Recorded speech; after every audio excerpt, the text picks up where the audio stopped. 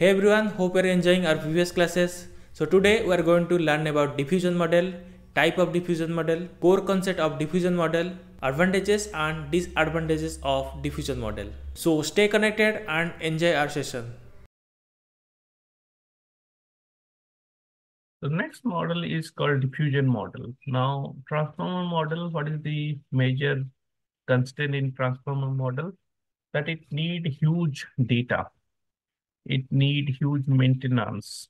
So that's how a new kind of model come into picture that is called diffusion model. Diffusion model is it's keep learning, reversing, and recreating. So that is the basic task of diffusion model. So you can see the diffusion model are a class of generative model that simulate the process of data generation by iteratively diffusing noise. So each time it learning and diffusing the noise into and out of the data. So it enhance the product and it also remove the noise. Learning to reverse this diffusion process to generate realistic data from noise. These models have gained prominence from their ability to generate high quality image and other type of data. So mostly to develop the high quality image, it is always trying to reiterate and regenerate this stuff. Okay, how it work? It's a very simple transformer linear equation from x0 to xt. And in between that, it always having a circular performance from xt minus 1 to xt minus 1 to xt. So it reduce the noise, go to xt and remove, and again it become xt minus 1. And again it remove the noise, improve the image and do that. So it will continue till it achieve the xt. Okay. Now, in this case, what happened when we are doing the processing, the diffusion process happens. So each time when it needs some input, we also give that input. So it always G2, GT. That means when it go from xt to xt minus 1 and again xt, we add some information to them. So we diffuse some information. Okay. What it means that each time when it improving itself, it also getting some sample. So that's how it is called diffusional model.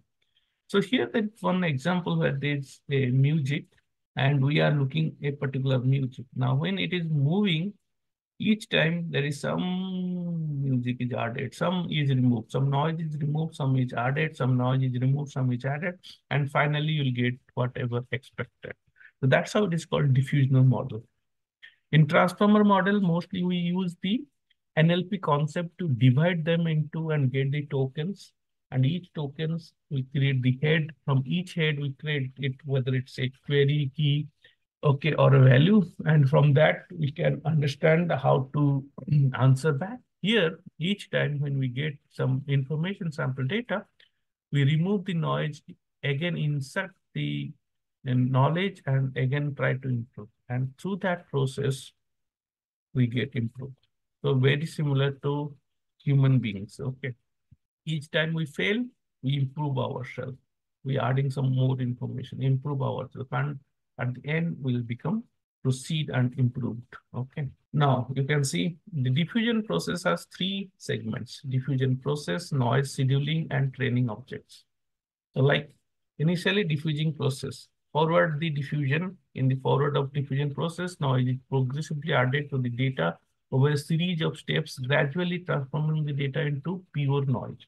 This process is typically modeled as a Markov chain where each step adds a small amount of noise.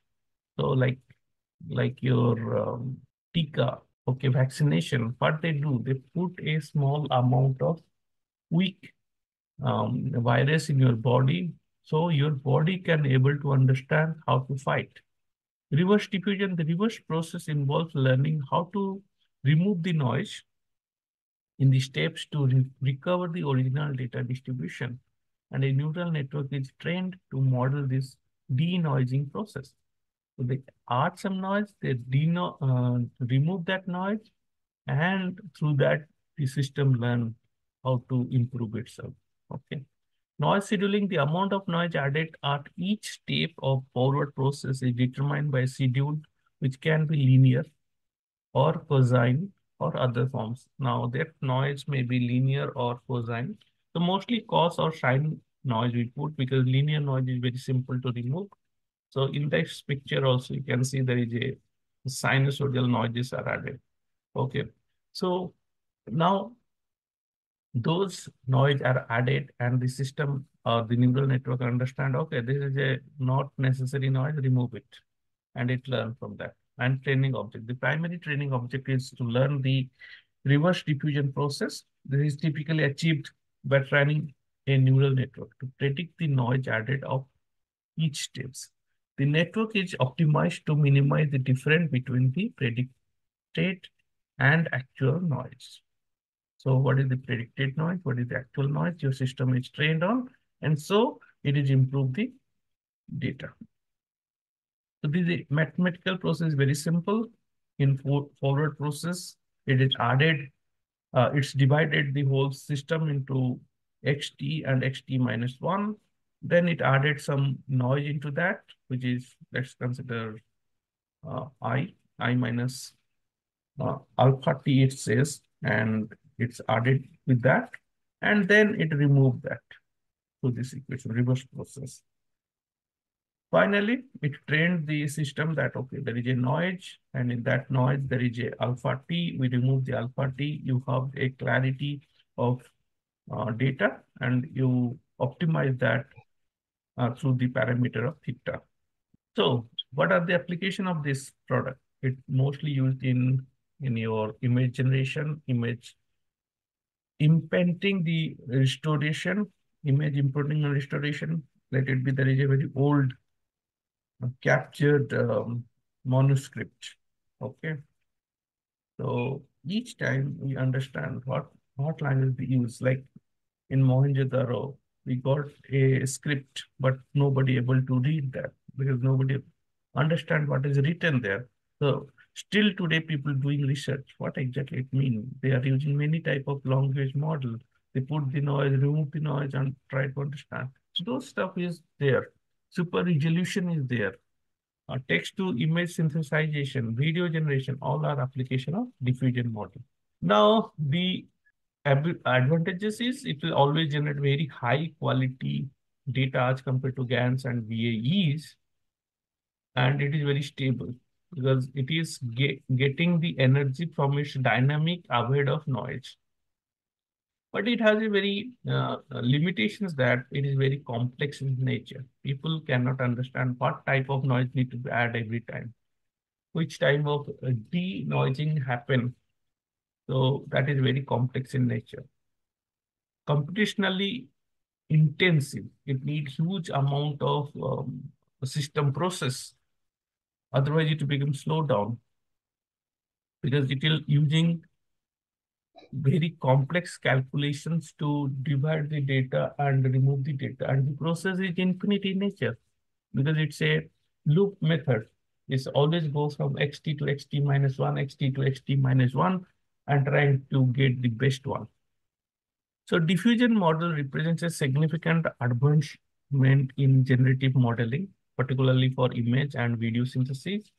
Their ability to generate high quality data with a stable training dynamics makes them a powerful tool in modern AI. Research applications.